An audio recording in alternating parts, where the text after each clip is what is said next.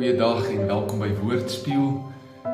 Mag hierdie vir jou vandag iets beteken en ek moedig jou aan om vandag Genesis hoofstuk 10 te gaan lees en vir jou ook 'n vers uit te kies wat vir jou uitstaan en 'n bietjie daaroor te mediteer en na te dink deur vandag.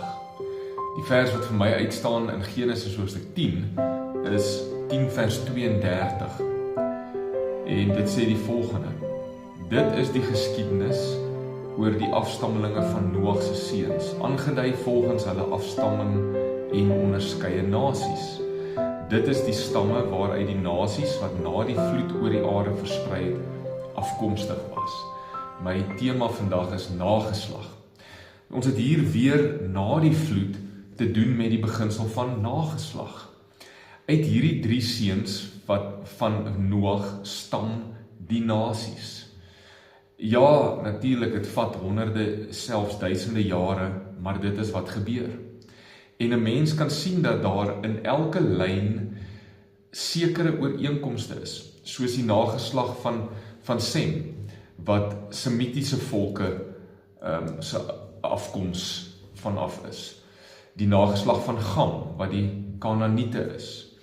En hierdie hoofstuk gee 'n baie breë oorsig oor die nageslagte, maar tog kan ons sekerlik sekere trekke terugvat tot by die hoof van daardie stamboom.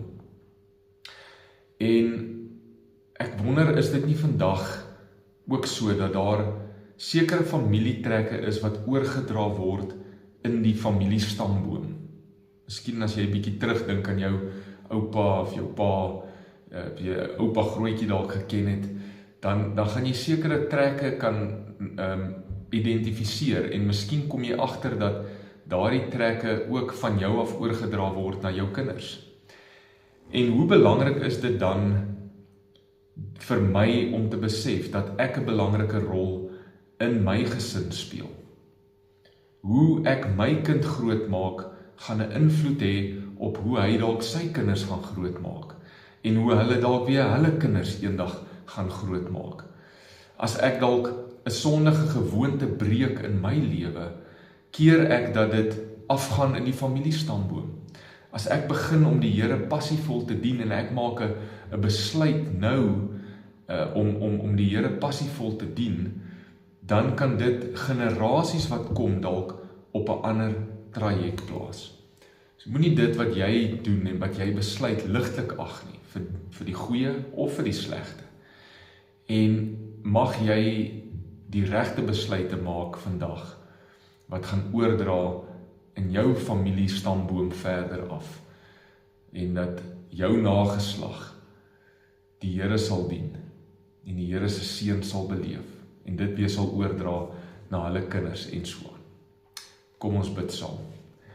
Jesus, gee my die genade om die regte voorbeeld vir my kinders te wees, om die regte waardes en die wêreldbeskouing in hulle lewens in te bou en te vestig, sodat dit oorgedra kan word in my stamboom verder.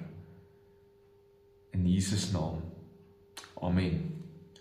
Dink bietjie daaroor vandag, kou bietjie daaraan. En as hierdie iets vir jou beteken, deel dit met iemand anders. Subscribe op die YouTube kanaal en ons sien mekaar die volgende keer.